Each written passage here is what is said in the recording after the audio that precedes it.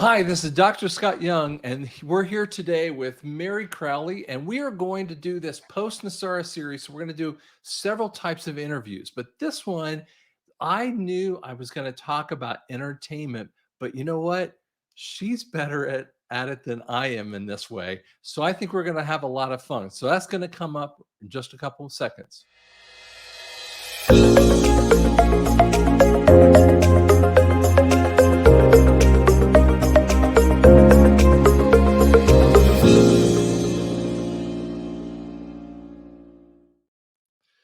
So how you been doing? Hi, Dr. Scott. Well, I'm living the dream. You know what I mean? We're just living the dream because we've already won. Amen. Jesus said it is finished. And so I believe that we're looking from that perspective where we're seated in heavenly places with him. So from that perspective, I'm great. That's what way to be. I know you've been having some, challenging issues here recently, and God just I tell you what, Satan is so mad at everyone right now, and he's especially going after patriots. When you put your neck out there, guys, what you don't realize is how many times we get like beat up, and we have to I know Meri does this, but I was up at 3:40 in the last couple nights, and I mean I get maybe 4 hours sleep. It's because I've got things to deal with, and the Lord's downloading me all the time. I know He is with you too. Yeah. And, like yesterday or when, this last week was Memorial Day. And, this month, Dr. Scott, I literally know seven. In fact, today I just got another email from a good friend, and her husband, Henry Fellaini just passed away. 3 ministers that I know this month passed away. 3. So 7 people that I know, and not all of them are ministries, but 3 of them. And they were, friends of mine that I've done meetings with, events with. One was in their 50s, one was in their 60s, and one was in their 70s. Right. So anyway, I think we're going to see more and more of this kind of like, remember they said a few years ago that we're going to see a lot of people dying Yep. in a few years. And a lot of these people didn't take the jab, but I think the shedding thing is a big deal as well. It can be. It really can be. And I mean, I think a lot of people, they, some of them have put themselves out there, some of them haven't put themselves out there, and we just, we need a hedge of protection. We need patriots to be praying and putting that hedge of protection on people with that too. So Yeah, we need to do it all. But, he did say, and just to encourage people, that I heard, God speak to me many years ago. He said, I'm going to bring in the greatest show on earth. And he said, I'm going to show up and show off. And, it's like we're at this Red Sea moment. It always looks the darkest before the dawn. But he told me, Dr. Scott, that the greatest movies have yet to be released, the greatest music. But we're in this time like of crossing over in the transition time. And so it's going to be, I think the next 2, 3, 4 months, it's going to be, it can get pretty dark. Yeah. And so Jesus is in the boat with us. We really can't look at the circumstances and really have to trust and not lose heart. Amen. Amen. And the other thing I put down here, guys, you can go to Meri Crouley's, her website, and we're going to mention a couple of things in a minute here. But you know what? Do me a favor, go on to her Rumble. Just look at it down below. Go on to her Rumble and subscribe, man. You guys don't understand how much that helps people with that too. I mean, we're not asking for money from you every time you turn around. And the reality is, if you don't subscribe, we have a lot of attacking from a lot of the social media platforms. I mean, both of us just got knocked off of TikTok. Just was it 2 or 3 weeks ago that we all got knocked off? Isn't that right? Yeah. And I just started. I mean, I have a new guy working with me, and I wasn't even, and I got knocked off of there, and I got taken off Patreon. I've been taken off YouTube because I also did a documentary about sex trafficking in America called Freedom Cry. So when you talk about sex trafficking, you would think like, wow, who doesn't want to help children that are being trafficked? Well, it's the deep state, You know what I mean? There's different deep state, Sure. That's true. And revenue streams.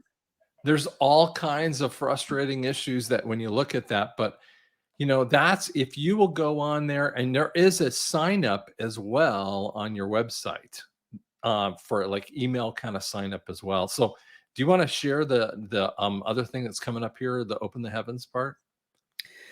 Yeah, May 2nd, I woke up and I heard God speak to me. This was in 2020. We were the first state, California, that shut down. And he said these words: "We won't shut up till you open up, open the heavens." And he told me to do 7 baptisms along the Western seaboard, starting at Pentecost, which in 2020 was May 30th. So I did that before the election. And then last year, he said to me, "I want you to go into different areas of the country." And I was going to call it, Dr. Scott, "Open the Heavens, Prophets and Patriots Arise." And then I heard God say, "No, open the heavens, let God arise." So we did the first one at Mount Rushmore last year, June 2nd and 3rd. We did the second one, Chicago. The third one we did in December at Champions Church in Winter Haven, Florida. This one is going to be in San Diego County, Spring Valley, which is, San Diego. And open the heavens, let God arise, but be a part of the new wave. And so we've got, Sheila Home, we've got S.G. Anon, we've got 107, we've got Kathy O'Brien, who, had wrote the book, her and her late husband, Mark Phillips. She was one of the first MK Ultra victims that came out. We've got Payment of Freedom Law School that will be there. And, Nathan French and Manuel Johnson, who very prophetic. And we're going to have a youth night. It's all going to be really great. So it's free registration. You can go to the website and subscribe or, be registered. Even if you don't, we'll let people come in, but it helps us to know who's there. But then up until May 31st, we have VIP, which is normally $97, but it'll be $77, where you'll have special seating right by the front. And then we do a meet and greet with all the speakers after the Saturday morning session. And you get to meet like S.G. Anon and Sheila Home and Juan and these different ones. And it's like an hour and a half of meeting and greeting. And sometimes we have food. I mean, we try to do what we can, but we're trying to make it as affordable as we can for people, to come. And people are really touched by these things. We also pray over people. Dr. Scott, you're going to show my film on Saturday afternoon at 2:00. So it's all going to be good. We're probably going to stream it. We'll probably we haven't charged before, but there's a lot of costs even with the audio and the video and to stream it. So we might do a $4.99, $5 to stream it or something, Right. which is, pretty inexpensive. You Yeah. can't even get coffee for $5 nowadays. So, right. So just go to Meri Crouley. It's MERICROULEY.com. You can register or get a VIP ticket. And it's June 28th, Friday evening, and June all day, June 29th from 9 to like 10 at night. Right. So it's all good. And you're going to do another one come up in September, right? Yeah, I'm doing another one in Orange County, and I'm going to have Dr. Scott come to this one. I would invite you to this one. I've got so many people that I don't even know how I'm going to get them all in. You know what I'm saying? So we'll get them all in. Yeah, you'll find a way. It'll be good. It'll be awesome. Well, usually there's several hundred people that come. I mean, we don't look at, but we've had like Donna Rigney, and then she just lost her husband. I don't know if you know who Donna is, but her husband, Jack, just passed away in April. Like I said, this whole thing with people dying.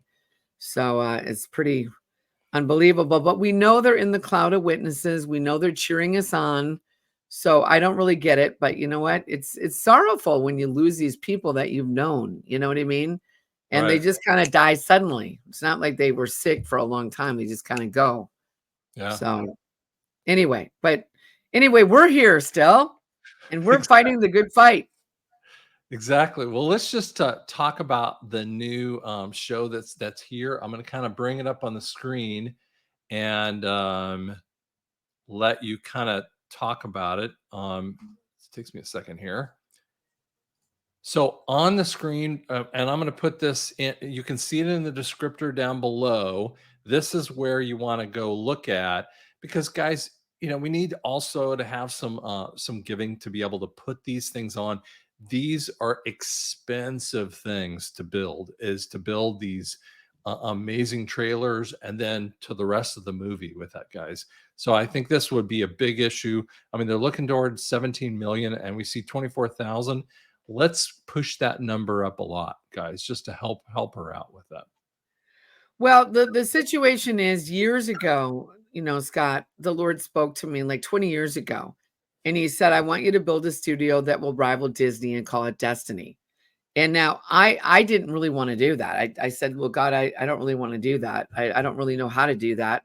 So, I mean, it's not like I said no, but what happened was I always knew that I was told to do that. But then after the pandemic happened, like about 5 years ago, 4 years ago, I was traveling all around the country with Clay Clark and speaking at different events and doing my own Open the Heavens.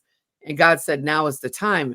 And remember when the truckers in Canada, remember 2 years ago when they had the trucker convoy and a lot of people raised money on GoFundMe, and then GoFundMe took the money, remember? And didn't give it to the truckers. Yeah, Well, I then remember. give, send, go. Heather and her brother Jacob, they've started give, send, go like 9 years ago. But they stepped in and in 1 week they raised $13 million. And so God spoke to me 2 years ago. He said, if they can raise the money for the truckers, you can raise it for your film. Now, I thought that was about the Lonnie Frisbee movie, The Prodigal, I'm working on about the Jesus movement.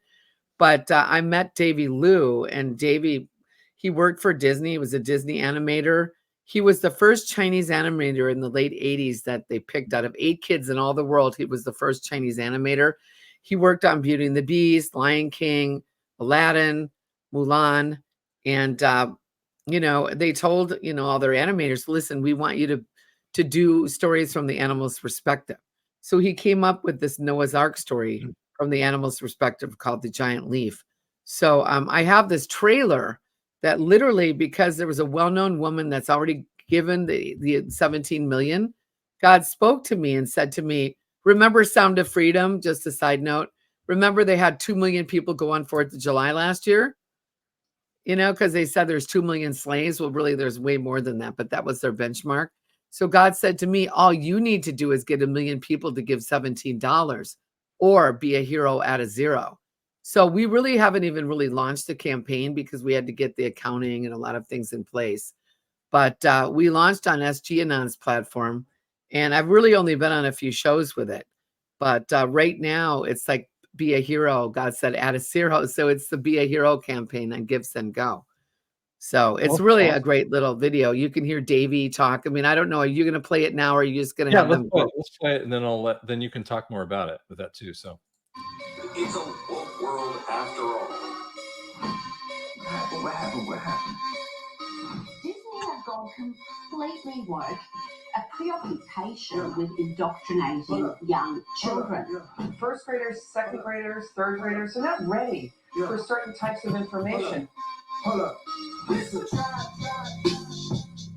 wherever I could, just basically adding queerness. The Disney president says she wants to see at least 50% of Disney characters be LGBT. No one would stop me, and no one was trying to stop me. I don't run away, then it's a rap.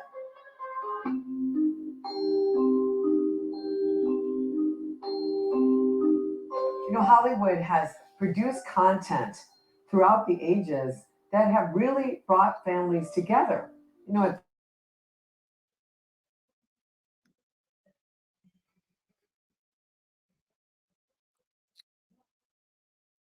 We just lost sound.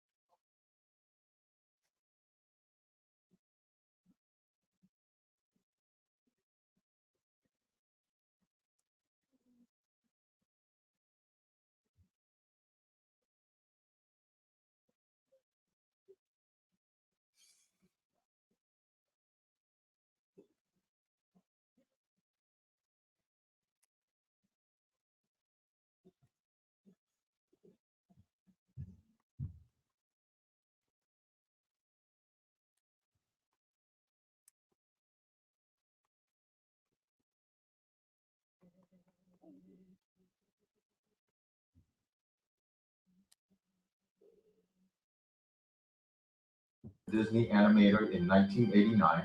I worked on Beauty and the Beast, Aladdin, Lion King, and Mulan. And during this productions, I realized that, I got to do something I love, which is drawing, creativity.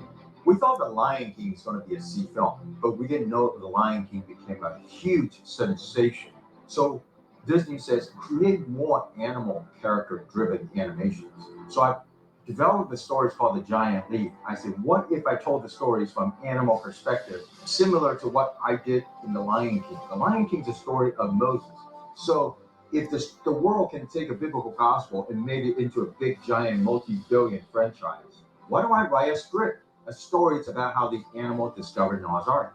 So I developed this character named Kendu, this little cute little fox that has a dream of the giant leap. And he goes on this epic journey and eventually found out this giant leap. It's his ultimate dream of a savior.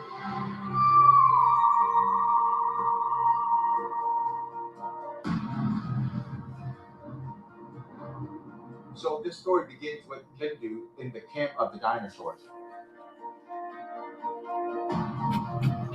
He was a slave. The dinosaur says, hey, if you leave us, there's an animal eater out there who will eat little creature like you. Kendu had a dream of this giant leap where he was free and happy. Kendu took a giant leap of faith. He went on this epic journey. He went to find out the truth of what is the giant leap. Kendu overcomes his fear, overcomes this inner loneliness of having this dream. The only one had this dream of the giant leap. And on this journey, he went to meet friends such as Itzhak the monkey. And the monkey says, I had a dream of the giant leap. And there was all you can eat bananas. On their way there, they saw a koala bear. She said, I had a dream of a giant leap. My husband was eaten by this animal eater, and they were scared. But Kendu says, I gotta have faith. Eventually, they saw the animal eater's mouth is so big. And as they went inside, they found out the animal eater's belly is not a scary place, but it is the only shelter from the storm. It is actually an animal savior. Many days gone by, his wife says, hey, Kendu, the water has slowly disappeared. Why don't we go find your giant leap? So Kendu and his new wife jump off the animal eater's belly, and he looked up from the water. He found his giant leap at last.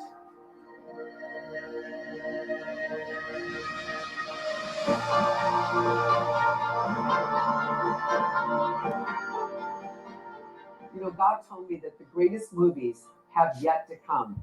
I believe that Destiny Film Studios and Kendu Films together are going to collaborate on bringing forth this project that is going to take down the giants in the land and to bring forth content that we believe is going to shift the culture with bringing children's animation on the same scale as Disney, but it's going to have content to build character and to give hope.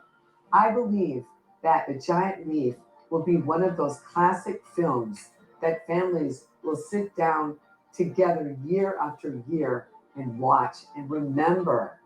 It's a universal story of faith to all cultures and creeds and religions.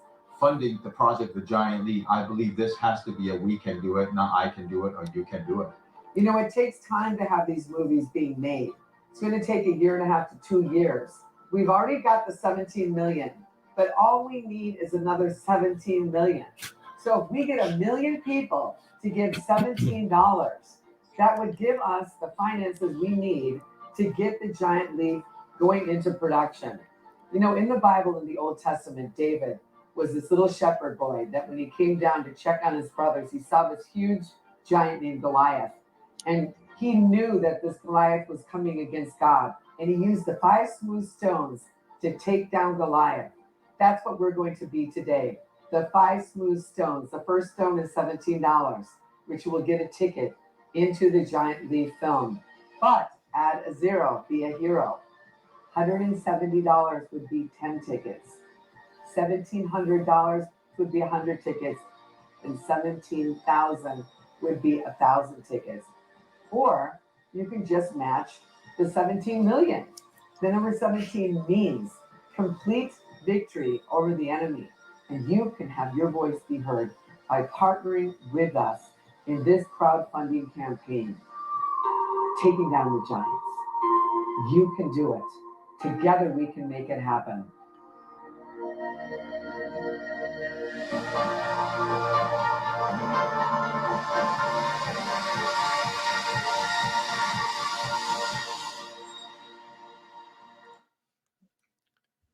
So that's pretty awesome. Sorry if the sound went off on you guys. We're going to try to kind of get it up there best we can here, but that is an issue with sometimes some things going through. But down below, you can go in and see that same video. So if you were saying, I couldn't hear it, I couldn't do any of that, down below is that area, givesendgo.com. And then it's Be a Hero. Yeah, / Be a Hero. Yeah, I know it. I couldn't hear it for maybe like a minute or so, and then it came up again, the sound. Right. So weird things are always happening with technology stuff. So we will try, but that's what I want you to see out there with that too. But let's get into some of our other things that I've been thinking about here. You know, you live in LA, in the bastion of Tinseltown. Are there awakened people out there? Oh yeah, no, there's a lot of people that are out here that love the Lord and that are awake. In fact, all over California, you know, I believe that we're a red state. I believe Trump won California, but you know, they've and I believe we recalled Gavin Newsom, Governor Gavin Newsom. I believe we recalled him. But no, there's a lot of people that were awake, but the industry, you know, when the whole pandemic happened, a lot of people couldn't work on a set unless they had the jab. And so there was different people that formed, like I know different actors that started Hollywood for Freedom and different ones that are standing up against, you know, this thing. That's why we need to have a different studio. I mean, like you've got like the Kendrick brothers and Angel Studios and different ones that now are coming out with good content, but they're not in Hollywood. You know, we're right here in LA. In fact, I've had a prayer meeting in LA right on Sunset Strip between the Whiskey and the Roxy across from Hustler for 4 years. And when the pandemic happened in March of 2020, God told me to do a Hollywood Zoom call every Wednesday. We have different stories. I think you came on it once, Dr. Scott, and shared. And we've had Lance Wall now. We've had Pastor Archer Pulowski. We've had so many patriots that have been on there, but telling their stories of overcoming. And that is what Hollywood is. God spoke to me and he said, it's motion pictures. It's moving stories. And that's why it's important we overcome by the blood of the Lamb and by the word of our testimony. So that's why we're going to take down the Mockingbird media in Hollywood, and we're going to take down those giants and the pedophile rings that run Hollywood. That's why they're all being exposed right now, Dr. Scott. They're being exposed, and we're going to take them down. But no, there's a lot of people that are really standing up. But a lot of the big names now that you're seeing, I've learned a lot the last few years, as we all have. And so many of these people that become these mega stars in the movies or music, a lot of them took the deal. You know what I mean? They bowed to the demonic realm. You know, you see the one eye and the this and all that. Like a lot of them bowed, and that's why they became famous. And the people that didn't take the deal, a lot of those people, there's really talented people that never got the break. And that's why we're gonna have a studio that I believe that, and we haven't really, I've only really technically done one film. So I'm not like, look at me, I'm this big producer. I've produced about 2,000 shows, TV shows around the world for my Now Is the Time platform. And then 3 years ago, God said, I want you to change your platform. And I saw these two, I saw two people on a screen. I go like, how do you do that? I mean, like, I didn't know how to do a podcast. I'm like thinking, how do you do that? And so then, well, I was at, January 6th, and, and I heard President Trump. I saw what went down, and I learned how to do the podcast. It took me several months, but, you just have to listen to what God is telling you to do. Jesus only did what he heard the Holy Spirit tell him to do. So I'm just doing what he's telling me to do. I'm not saying, look at me, I'm a big producer. I'm just following what he's telling me to do. But there's a lot of people out here, about Scott. this. I mean, there's so many of us. I mean, like, I'm an audiologist. I mean, like, people go, like, what kind of doctor are you? And I know they do that with you too. And you go, does it matter? I mean, I always say this. There in college, I had an English professor who was a garbage man through his undergrad, through his doctoral program. And so I was the only one that like was able to call him by his first name. And or at least one of the few, because he respected me. But he said, what does it matter? And he was talking about logic. What does the story matter if I was even a garbage man? And it was such a powerful statement. I was thinking, yeah, that's a good point. What does it matter? And the reality is there's a replacement that's coming.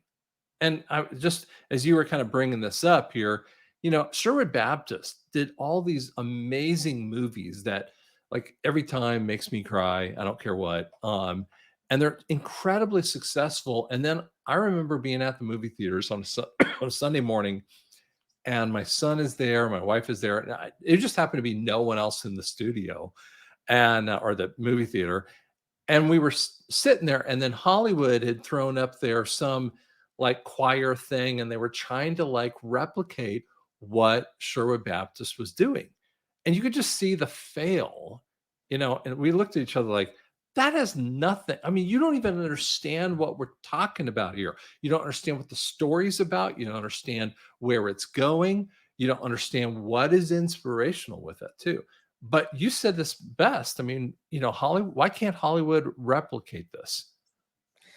Well, and two, like, when I got into it, I only am doing, like I said earlier, what God told me to do. And when you're dealing with Hollywood, I mean, as we've seen with the deep state, they use the mainstream media and the media to push their fear porn. You know what I mean? They use the media. And so, it says that Satan is prince of power of the air. So that's why we have to take back the airways. We have to take back the mountain of media and the mountain of arts and entertainment. Many of you guys watching on the show, Bill Bright, Dr. Bill Bright, used to run Campus Crusade for Christ, very successful. They literally reached millions of people around the world. And they had this film called the Jesus film that literally that was shown in many, many nations of the world. And they dubbed it in the language of the people watching. Over 1 billion people came to Christ with that film. I remember. But in the mid-70s, God spoke to him and said, listen, he was already reaching millions of people. God spoke to him and said, if you want to change the culture, you have to change the 7 mountains or the 7 pillars of society. Right. And to, is he the one that came up with that 7 pillar thing, or who did that? Well, it was. And then, but at the same time, I think Lauren Cunningham of Youth with a Mission and Francis Schaeffer, who was a very well-known apologetics guy out of Switzerland, both had been given the same thing by God. And so, but now, like Lance Wallnau and Johnny Enlow, and that's why they weren't copying. God told them the same thing. Right. I don't think they knew. And so the mountain of arts and entertainment and the mountain of media are the 2 hardest, because that's the propaganda. If you remember, because I study history, in the 60s, when TV came out, I guess, and it was all black and white, the first shows, if you go back and look at history, you have like My 3 Sons and Father Knows Best and all these family friendly, Leave It to Beaver, these family friendly ones. But at the end of the 60s, they started kind of putting in these different types of storylines and narratives. And before you know it, like The Frog in the Tepid Water, all of a sudden, you got All in the Family, and you start getting some of these different types of films that start, kind of putting in their agendas. Right. And before you know it, if they would have started with that, they would have said, forget it. We're not watching this. This is horrible. But now it's like you look at it where they disgrace the father. The fathers look like buffoons. They're putting their LGBT ideology in a lot of the stuff. So that's why we have to have our own content that people aren't going to have to necessarily be SAG, Screen Actors Guild. They're not going to, hey, you have to take the jab in order to even work on our set. Right. And a lot of people got like fake vaccine cards. It's like, I'm not going to say who, they had fake vaccine cards. They couldn't work on the sets. And so right now we are going to become the heads and not the tail. But going back, like in studying history, this, I don't know if you guys remember, but one of my favorite movies was Rocky 1. And Randy, who wrote the script, Randy Frakes, he met James Cameron, who did Titanic and Avatar and, all those great movies. He met James Cameron in 1977 at a community college in Brea, California, which is Orange County. And he taught Jim Cameron how to write. And it's a long story, but it's an amazing story of persistence and tenacity if you don't quit on your dream. But Randy told me the story about Sylvester Stallone.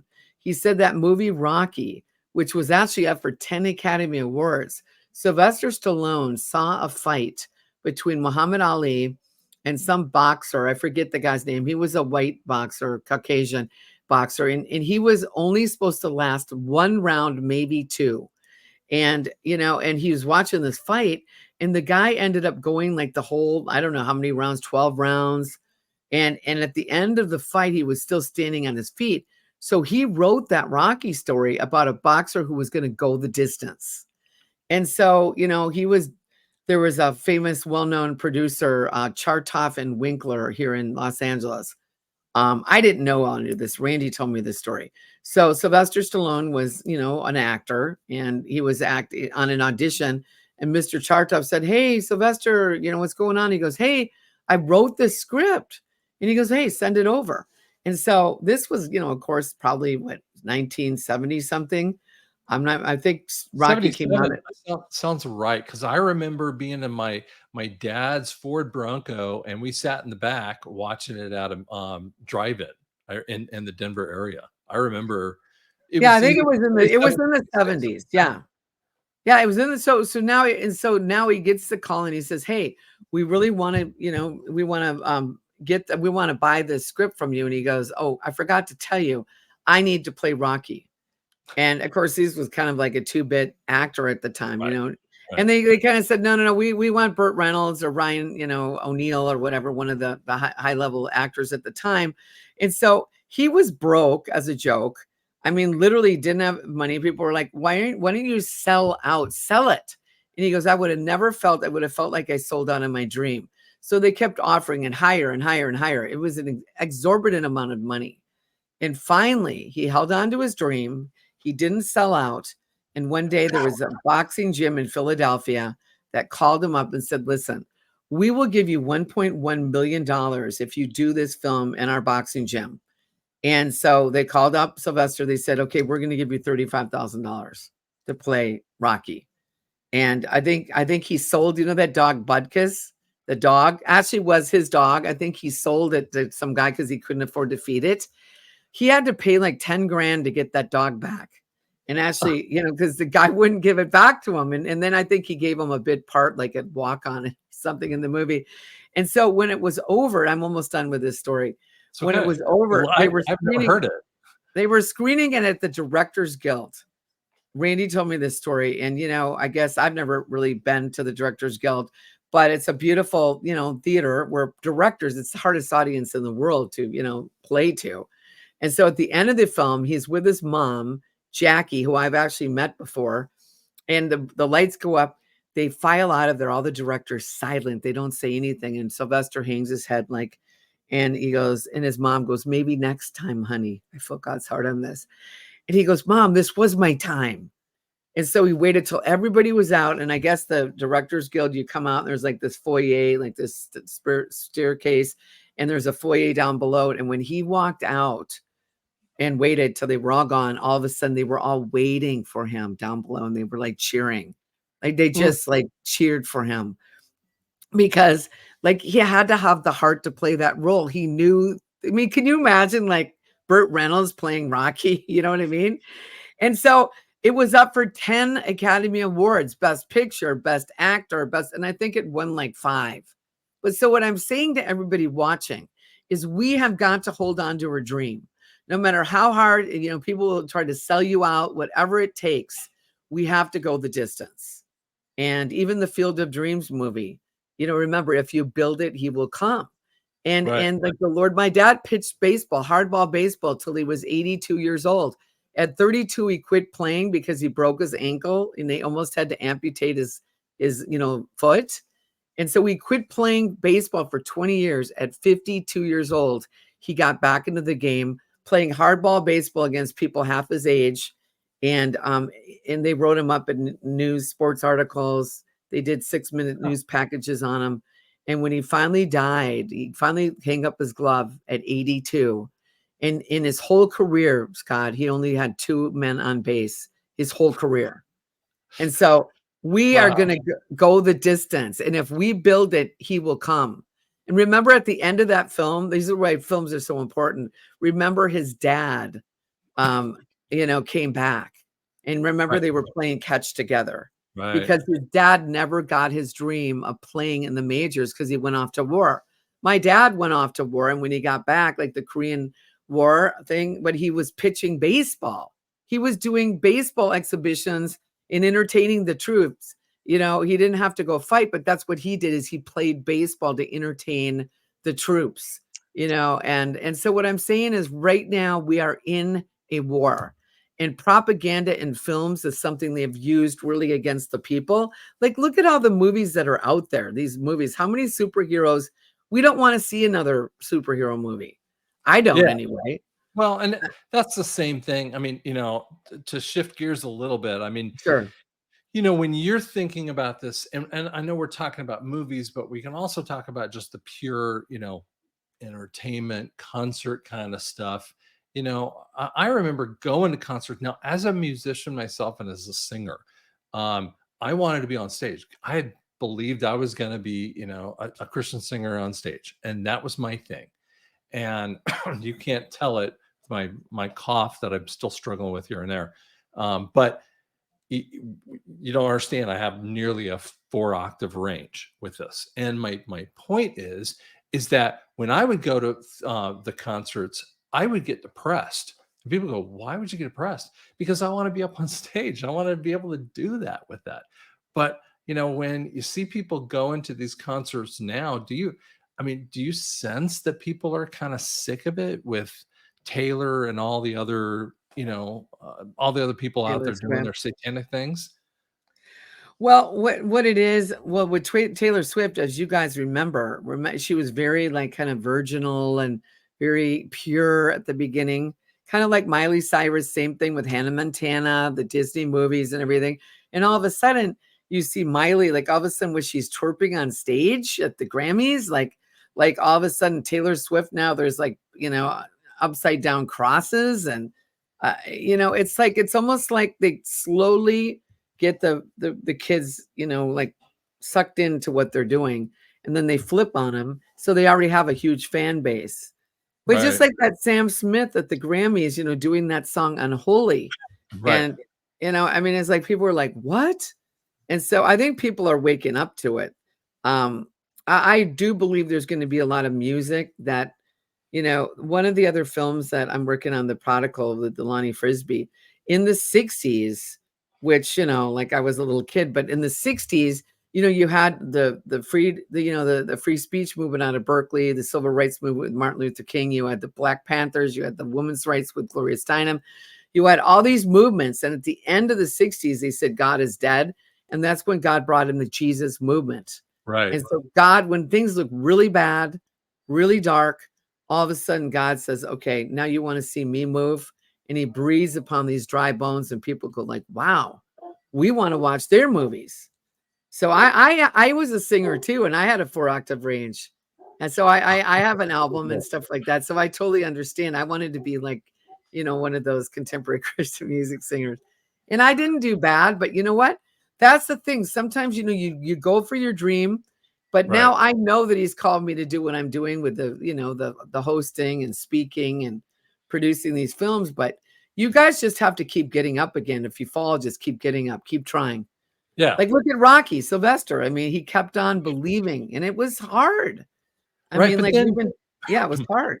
When you see the movies now, I mean, this woke Disney kind of stuff, and they corrupt it. I mean, and forgive me because I wasn't talking about the original story, which is beautiful. I had not heard that one, but I almost kind of say like, what's the next movie? It's gonna be Rocky 34.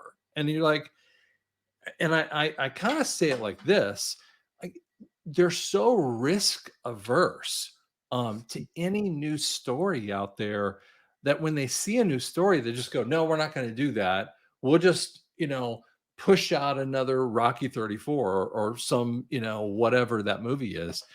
And is there, why is that? Why does that happen that way? Well, I think, like you said, Hollywood has been run by a certain, like almost mafia, that like they have their people that have taken their deals. So they want their agendas. And also franchises can be very successful. The Rocky, then I think the last in the series was more the Creed movies, Right. Apollo Creed's son and all that, which I actually thought those weren't too bad of movies. But right now, we, the Christians, should be the most creative people in the world. So I believe personally that we're going to see a reformation, like we're seeing right now, everything reforming, even, the money system, NESARA, the quantum financial systems that we're getting ready to see flip. Because we need the millions of dollars to do these films. We can't do it with a couple thousand or 10,000 or we need the mega millions to do like these type of movies to compete with, these Disney ones. But I believe the greatest movies will be seen. But right now they don't have any imagination left. Like they lost. They're really, it's boring. And I look at that and go, would you do something new? I mean, I even wrote a book, my very first book called The Violin Secret. And, and I'm not trying to pitch it, but I'm just saying what it is. But basically, it's the first book I ever did. I'd done short stories, and it's about a kid who, he's a kid, and his family takes in a Jewish family, and they live through Dachau, and he plays the violin in the Dachau camps. It's very common to see that. They would play as the people would get off the trains to mollify them as they would separate the lines. And that was the whole movie. And that was a whole story. And there's a lot more to it. But, I'd seen people go, oh my gosh, that's a movie right there. But yeah, Hollywood would never touch it because they're just so massively risk averse. So when you think about what you want to do outside of the leaf, what else is out there? What are things that are piercing your heart? Well, The Giant Leaf is the name of the book. And here's the book. Yeah. This is the book. But like I said, this wasn't my project, but the Lord's having me align. And remember when Jesus rose from the dead and he was on the shore and he came in a different form? Right. Because a lot of times Jesus comes like every wave of God, usually the new move of God doesn't come the same as the past one. And people are expecting it to come like the old way, like the old Jesus movement or the old, but it's going to come differently. And so they had been fishing all night. It caught nothing. And he said, hey, cast your net to the other side. And there was something in the sound of his voice. They did it. And there was such a huge harvest. They all had to pull in this net with 153 different types of fish. So I believe we're going to have to learn how to work together, make alliances. Like I'm aligning with Davey, because the Lord said, this is the low hanging fruit. So remember after Martin Luther and the Reformation, it was shortly thereafter came the Renaissance. And so we're in a reformation now, the old structures and system. I mean, he had to tack the 95 theses on the door of the chapel of Wittenberg, and they tried to kill him. I mean, it was a bad thing. It was not an easy thing. All he was doing is a scriptural point. I mean, he was just talking scripture, nothing else. Right. Well, and so that's the thing. We are in a season that a lot of people just didn't care. Like when I went over to Thailand in 2017 and I was getting video about like Bangkok and Pattaya and what was going on over in Thailand. When I got back, God said to me, I don't want you to do this film about Thailand. I want you to show what's happening in America. And I started talking to people about it and they were kind of like, la, la, la, la, la. Like they almost didn't want to know. And understandable, it's not an easy thing, but if we don't really help the children, like what you do to the least of these, you do unto the Lord. And this is the Lord's heart is for these children. And it's like, if we turn our heads or our backs, I mean, there's 1 million children in America that are missing every year. I Right. mean, I could go on stories about that, but the content was hard to hear. But that's why some people with the Sound of Freedom, they go like, well, I don't know if I could watch that. It's too hard. Well, if it was your child or grandchild, I mean, you would do whatever it took to rescue that one. You know what I'm saying? Well, we have to now, as people, knowing if there's people this evil, we have to expose it and take it down. Otherwise, the blood's going to be on our hands. And so Right. we all have to rise up, because the greatest move of God the world has ever seen, God told me, is coming to the planet. I believe it's here now, but it's the people, Scott, like you guys watching. You are just as vital as Scott or me. You know, I'm a storyteller. That's why I share stories. Years ago, Scott, I was in Dallas. And I was at the dishes, washing the dishes or something. And I heard God speak to me, and he said, do you want to know what part of the body of Christ you are? And I thought, wow, I never really thought about it. And he said, you're the heart. And so he said, you speak my heart to the people. But he said, the people, actually, the liver is more important than, like, people want to be an eye or a hand, or they look at these people on the stage like, oh, they're so important. But you can live without an eye or hand. You cannot live without a liver. And so Right. some of you guys listening are actually more vital, because the reproductive part of the body of Christ is the intercessors, the people that pray, you know, the people that are there praying and standing. Like you said, you got up at 3:30 in the morning. God is waking people up to pray. Like 2 Chronicles 7:14, it says, if my people called by my name will humble themselves, pray, seek his way, and lastly, turn from our wicked ways, then he said, I will hear from heaven and heal our land. So Right. it's like this remnant that is going to rise up and say, we're not bowing. We're not going to bow to these idols. We're going to tear down the altars of Baal and Asherah. And that's what Gideon did first. So we are in this radical remnant movement and then we're going to see a great renaissance. So I'm like a cheerleader. That's what I am, a cheerleader. I just cheer to the people like, hey, listen, there's a promised land. They're so big we can't miss. Right. So, but there's days that, you know, Scott, and I'm just speaking really real with some of you guys. There's days that I go, God, this is really hard. I don't think I can do it anymore. You know what? I'll hear Oh, God yeah. speak to me. He'll say, hold the line, say the chorus. And I'm like, okay, hold the line. Remember in the Braveheart movie, it's like, see, this is where God's having me share these movies. Remember, they had this huge army that was coming against William Wallace and all these, and they were all lined up. And it's like, you know, William Wallace gave him that speech, like to encourage him, like, no, we're going to stand fast and we are going to fight this fight because God is with us. And remember, they have these spears. They were all like these little sticks they made into spears, and they were being attacked by the enemy. And he goes, hold, you know, and then all of a sudden he said, now through the spear. But it was like, it seems like it's almost too late. Like, oh, there was too gone. We can't win. But God is saying, nope, just watch and see what I'm going to do. And God is sitting in the heavenlies and he's laughing. I'm preaching to myself right now, Scott. No, amen. I'm talking to me. There's a I never understood, and I'm going to bring this up with you, and I'll say it my own way, but I would go to churches, and a lot of charismatic churches, and I would see them like waving the banners as they would walk down the aisles, and I'm like, I don't get it, you know, and I'd see them dancing. I didn't get the banner thing. I mean, I told God for a long time, I'm like, dude, I don't get it. It doesn't do anything for me. And God goes, you know, you don't know what the banner means. And I was like, well, it's Jehovah Nissi, right? He goes, yeah, but you still don't know what it means. And I'm like, tell me what it means. And I started to get a vision of what the banner is. There's a couple things that are coming, and it's going to relate to where we're going to go here in a second. But the banner is actually exactly what Meri was telling you. What would happen is that an army would come up, they would plant their flag. The other side would see that banner waving. This is actually the sign for flag, okay? And they would see that flag waving and go, you know what? I don't want to be here. I'm out of here. I'm gone. And they would turn around and run just by seeing it. And then God said, I want you to use the banner as a marketing point. And I'm like, market, okay, that's too trite, God. No. but the banner is this thing that waves over you, and you can be underneath that banner because he is the one waving that banner for you guys.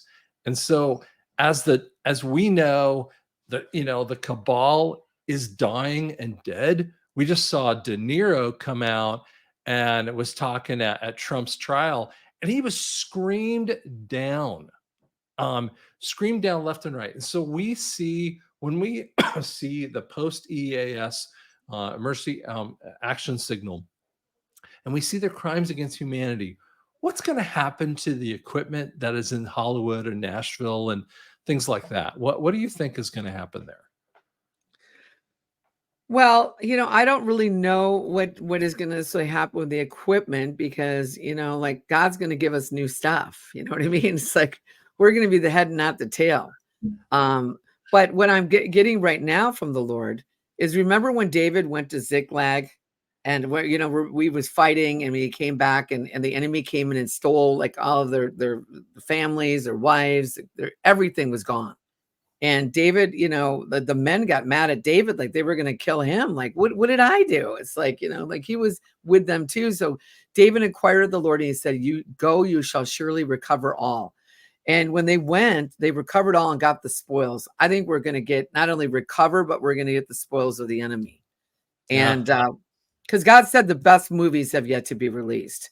And if you look at some of the movies, like the older movies, like even the 10 Commandments, or some of these movies that you saw from the past that were really good movies, good films, like The Field of Dreams, or, there's some really good movies, but Braveheart, Matrix. Matrix. A lot of people love the Matrix because it was all symbolic of, we're in this Matrix, but we're taking the red pill, and a lot of people are waking up, and, they're trying to keep us in their little structure so that we'll be slaves and know nothing and be happy. But God's going to break us out of that matrix, and we're going to come into this time that what God said to me, he said, "What would you do if you knew that you could not fail?" That was what he asked me. What would you do? And I'm asking that to people listening. And God's asking you that. What would you do if you knew that you could not fail? And I know I'm doing exactly what I would be doing. But you know what I mean? I'm staying the course, holding the line. And that's what we're doing. Like Dr. Scott, you're doing what he's told you to do. And that's what we're doing. And hey, if we reach 5 people, if we reach 10, he said, it's not about how many views or how many in the pews. Right. He said, just don't hit the snooze and don't drink too much booze, and you can't lose. So anyway. Well, and I think about that too, but something that hits me, and I think it needs to hit people.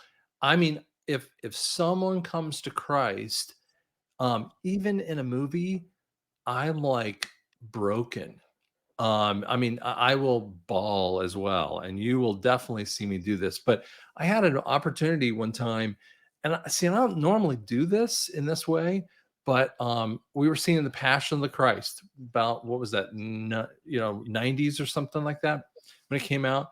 And there was a couple, there was some youth group that came, and as we were kind of processing it. No one left, by the way, all the way through the credits, just standing there looking, at this thing going, is it done? I mean, what do I do now with this information? Right. And there's 2 girls sitting there, and they're paralyzed, and there's tears rolling down their face. And so I go up, I know I'm supposed to talk to him. My friend Eric is standing there too. And I'm talking to them a little bit. Their youth pastor standing there. He's just overseeing it. I was like, I looked up at him, like, you can come on down. He goes, no, you're doing fine. Just keep going. And I brought them to Christ. And that is an awesome moment. And as I'm walking out of the movie theater, I burst into tears, not because of the movie, but for these kids coming to Christ. It's just 2 kids. And I think that's what we need to be about. I know God has told me that I'm going to be speaking on a lot of levels. I like speaking in this way, but I love speaking in person. That's my bag. And I think that type of thing is coming. And by the way, Meri is just unbelievable at adding some of that stuff too. And I think that's where you guys can partner along with her along the be a hero. But as we finalize here, one of the things that bothers me is a lot of these movies, these extreme horror, the porno kind of thing. Do you think that they're going to go away fully, or are they going to go on underground? I mean, what do you feel like about that? Well, when God starts moving in revival and reformation, because I'm a historian of moves of God, and there's moves of God in the past, like in England and different areas where the bars shut down. People just didn't want to go. I mean, right now, pornography is fueling the trafficking. So really, if people didn't purchase in a lot of these girls that I interviewed in my Freedom Crime movie, they would say, yeah, every guy that ever usually purchases, sex from them, and they think that these girls are willingly doing this. No, most of them are being trafficked. They have the guy shows them their phone, says, we want you to do this. And when they want to take over a nation, I heard this on a podcast one time on SGT Report. It said, when they want to take over a country, they flood the airways with pornography.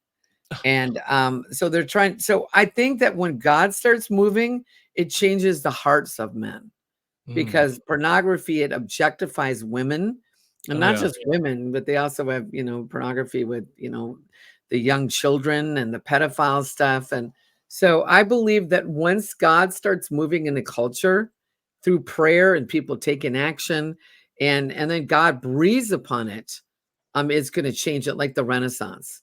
Because Right. Martin Luther, going back to that again, had the courage, because it takes courage to do this. Listen, it's easy to do nothing. But the old saying, all that's necessary for evil to prevail is for good men or women to do nothing. And, but it has to, courage is not feeling afraid. It's doing something even though you're afraid. Because Absolutely. I mean, you know what I'm saying? So I believe that we're going to be the greatest movies are going to come out. And for a while, it's going to be probably cool to be like a Christian. But remember, it was, I think it's going to be like, wow, I'm a Christian, and we're going to be the heads and not the tail. So we can bring in the harvest. That's the deal. It's not about making all this money. It's about bringing in the harvest, because I believe, Scott, and people watching, that the movie theaters are going to be God's pulpit. Yep. And people are just going to be in these theaters, and they're going to watch it. Because when you're in a movie theater, you don't know if it's actually happening or not, because your mind is so engrossed with it. So you're reliving the story. That's why, things are so powerful. So I think just like you saw those two girls that were so like, oh my gosh, what do I do? And we're going to see that more and more to lead people to Christ everywhere we go. It's not just getting them into a church. We're the church.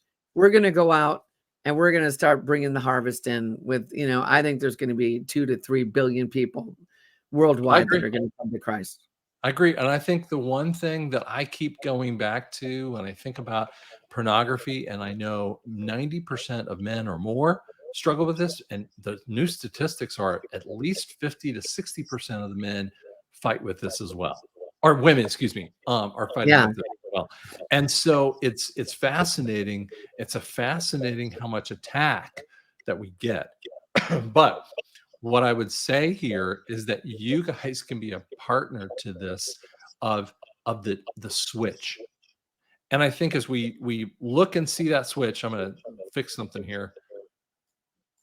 So there's a background that I'm getting on my hum here. But I think one of the things that I noticed about when you go to Meri's Open the Heavens, she has worship in it. And one of my first Post-NESARA kind of things was about conferences. And I think that when you go to some of these, you're going to see worship there in a way that you haven't seen in a lot of other places. They just kind of pound you with information, and you walk out, and you're kind of shaken there. I think if you will take the time to sign up and go out to Open the Heavens, it'll make a difference on you in that way. Yeah, we do have worship, and we actually get in the heavenlies because in Psalm 24 it said, God, I don't try to battle with the demonic realm. Remember, Jesus only dealt with Satan as he encountered him. But the Lord told me that we don't wrestle against flesh and blood, but against principalities, powers, and rulers of wickedness in high places. So usually what happens is we come together in worship, and then at some point during the weekend, all we do is say Psalm 24, lift up your heads, O ye gates, be lifted up, you everlasting doors, and let the King of glory come in. Right. And literally the enemy, tries to, that's why I took with Daniel. Remember when he prayed 21 days for the angel to break through, because people go, why isn't God doing anything? Well, we have to be the ones to, stand in authority and decree and declare. And that's what we're doing also at these things. We're praying over people. We're worshiping. You're going to hear some, great, speakers. But then we're also going to have great ministry and prophetic people that are really going to speak the word of the Lord. And then we're going to literally see the heavens open. Because I know I just heard on Nino's show that this mayor, he's running, I think he already won for mayor. He's running for Congress. San Diego now, these borders, I mean, literally these people are flooding across the borders. These non-governmental organizations, NGOs, are getting millions of dollars from the government to fly these people. There's probably 22 million people that have crossed into our country. We are under siege, and we all have to stand up and stay the course and hold the line and take action. So, you know what I mean? This isn't just like, hey, we want to go to our picnics. Yeah, let's have fun. We can do some stuff like that. But the next 3-4 months, you're going to need some reinforcements. You're going to need to be with some people that are going to literally help hold up your arms like Moses when he felt weary. Like he had Nehemiah that held up his arms. He goes, okay, I got enough juice. I mean, I feel the power and the strength with the prayer and the people. So we also will stream it too. But anyway, we hope to see you guys there. I'd love to to say hi, how you doing? I saw you on Dr. Scott's show. Like, wow, how amazing. That'd be so cool. And then Dr. Scott, we're putting the one together for Orange County. So he's going to be at the next one. I definitely will be there. And I think as we, kind of end this, what sometimes you feel like is the weight of evil comes against you. Don't feel it. Don't take that on at all, because what is actually occurring in a way is that God is fixing this. He is making a difference right this second. So as we kind of end up here, I think we're going to see some amazing things. But I really ask that you would go on to Rumble page and go into Meri and really kind of spend some time looking at it and seeing how you could be there with her next time. Do you have anything last little final comments to say?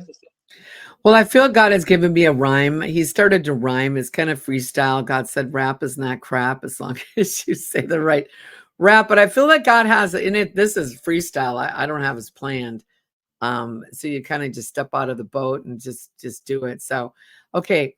So God said, on this date, May 28, I'm getting ready to open up a gate, and you can't hesitate, but I'm going to facilitate a move that you will celebrate when you see what I am going to do. And God said, this is a time that, behold, I make all things new. So don't be afraid and do not cower, because I'm getting ready to open the heavens, and I will shower you with my blessings and my love, because it's going to come down from up above in the form of a dove with the Holy Spirit.